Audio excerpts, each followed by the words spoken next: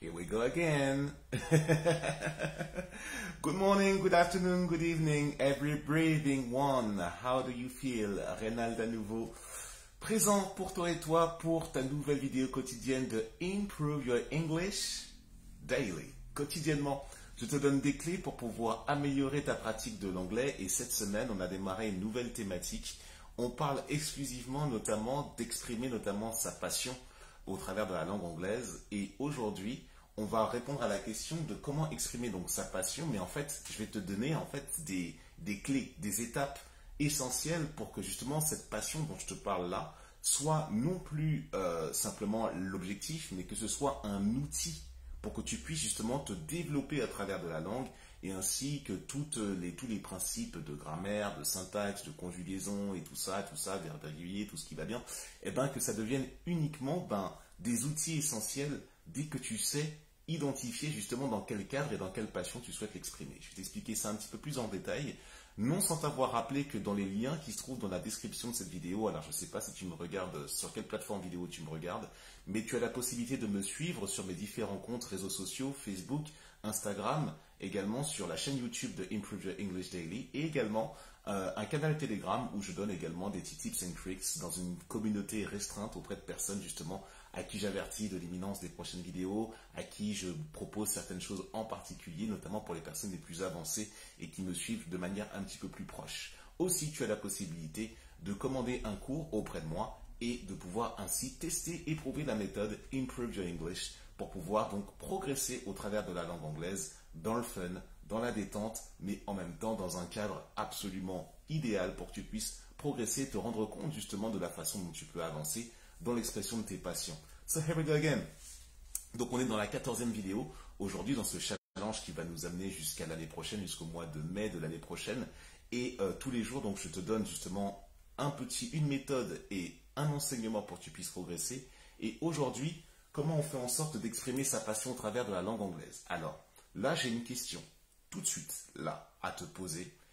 Qu'est-ce qui te fait vibrer en fait? Quelle est ta passion dans ce monde? Alors, tu peux me répondre de plein de façons différentes. Ça se trouve, tu aimes la mécanique. Ça se trouve, tu aimes les chevaux.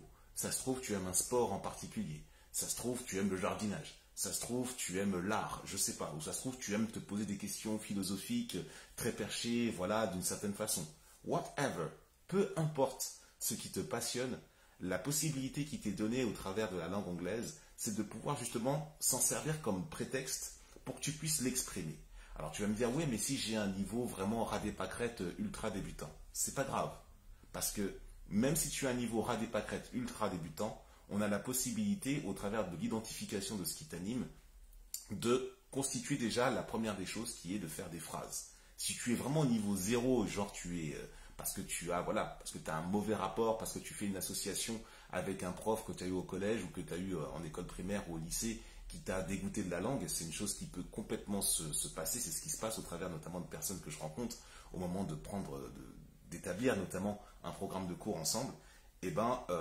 Comment on arrive à dissocier cela déjà dans un premier temps et comment on remet l'objet de ce que tu souhaites exprimer en anglais, tu vois, au centre du jeu et non pas des souvenirs ou des mémoires douloureuses de personnes avec qui tu as eu des mauvais rapports dans un contexte de cours d'anglais. L'idée, c'est vraiment de s'affranchir de ça dans un premier temps. Il ne s'agit surtout pas de l'oublier, de l'occulter, bien entendu, c'est là. Mais au travers notamment de la passion que tu exprimes, c'est ça qui parle le plus fort. This is the one who speaks louder than anybody who can maybe have bad relationships with you through the English speaking engagement that you had. Donc l'idée, c'est que, comme je t'ai dit, d'outrepasser cela en mettant l'objet de pourquoi tu veux apprendre au centre du jeu.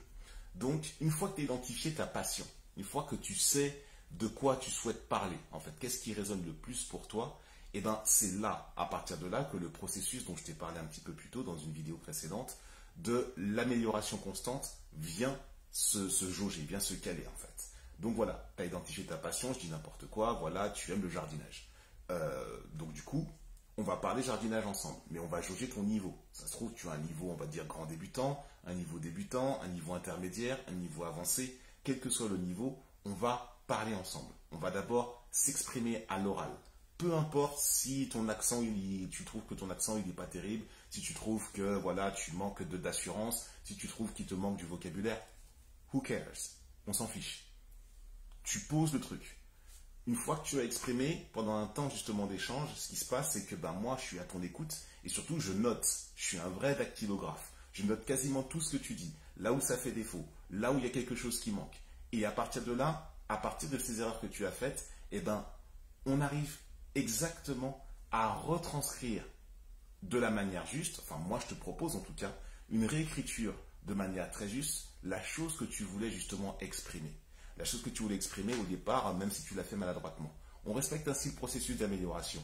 D'abord tu t'exprimes, tu fais des erreurs, on corrige. Et c'est là que tu t'améliores, lorsqu'après, derrière, on va dire dans mon espace dédié, je te propose de répéter avec la bonne accentuation et je corrige ainsi ton accentuation, possibilité de t'enregistrer aussi par ailleurs et que tu puisses repartir avec la bonne phrase, la bonne syntaxe et aussi les règles de grammaire qui sont utilisées dans le cadre de cette syntaxe. Cette technique-là, elle est juste extraordinaire parce que simplement, on met d'abord la passion, on met d'abord ce qui t'anime et après la technique, la grammaire au service donc de la bonne expression parce que forcément, si on sort un petit peu de ton cadre passionné, qu'on va dans un cadre un peu plus général, les règles, la syntaxe, elle reste la même, exactement la même que si tu exprimais ta passion.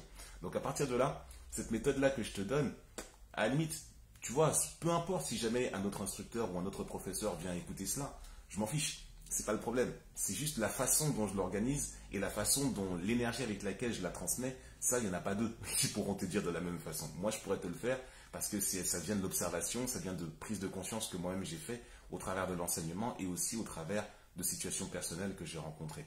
Donc voilà, c'est surtout de ça dont je voulais te parler en espérant que ça t'ait apporté le maximum de valeur. Si tu sens que cette vidéo peut aider quelqu'un, réconcilier une personne avec la pratique de la langue anglaise, et toujours en mettant ça dans un cadre vraiment fun, un cadre vraiment plein d'énergie, punchy, où on progresse, où on improve sans arrêt tout le temps, tu peux lui partager ce contenu. Tu peux aussi commenter aussi également, tu peux mettre un like, mettre un pouce bleu et t'abonner notamment aux différents contenus, que ce soit sur Facebook ou sur YouTube. Tu t'abonnes, tous les jours je viens te donner une recommandation, te donner quelque chose qui va te faire progresser et avancer dans la pratique de la langue de Shakespeare.